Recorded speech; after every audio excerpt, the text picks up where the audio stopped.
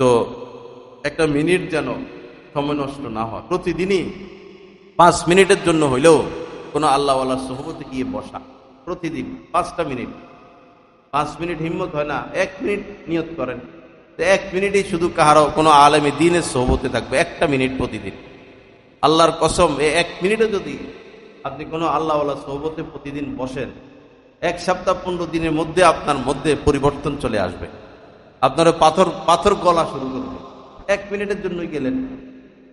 আল্লাহ সবাইকে তৌফিক দান করেন।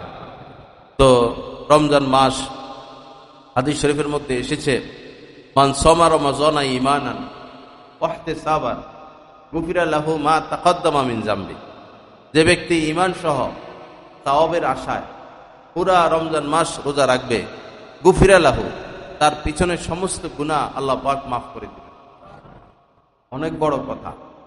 এবং যারা তারাবি পড়বে, ওমান কওমা রমাযানা, পুরা রমজান মাস ব্যাপী তারাবি পড়বে, তাদেরও সমস্ত গুনাহ আল্লাহ পাক মাফ করে দিবেন।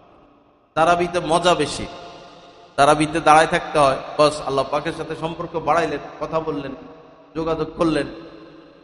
পা ব্যথা করে আল্লাহকে বলবেন দিলি আল্লাহ তোমার জন্য কষ্ট করতেছি, তোমার জন্য কষ্ট করতেছি, তুমি তোমার দিদার আমাকে দাও, তোমার মহব্বত আমাকে দাও, তোমার নৈকট্য আমাকে দাও। তারাবি আজীব এক আমল। কষ্ট করলে এটা আল্লাহকে বলতে থাকা। রাস্তায় বাইর হইলেন, নজর হেফাজত করলেন, খুব কষ্ট হইল, আল্লাহকে বলল, আল্লাহ তোমাকে পাওয়ার আশায় নজরকে হেফাজত করলাম, তুমি এর বিনিময় দাও, এর বিনিময় তোমার মহব্বত দাও। প্রত্যেক আমল করার সময় নিয়ত জরুরি, প্রত্যেক আমল করার সময় নিয়ত জরুরি। নিয়ত না করলে আমলের কোনো দাম নাই। নিয়ত করবেন, জিকিরের আগে নিয়ত করবেন, আল্লাহ জিকির করতেছি, এর উসিলায় তোমার মহব্বত দাও, এর উসিলায় তোমার মহব্বত দাও।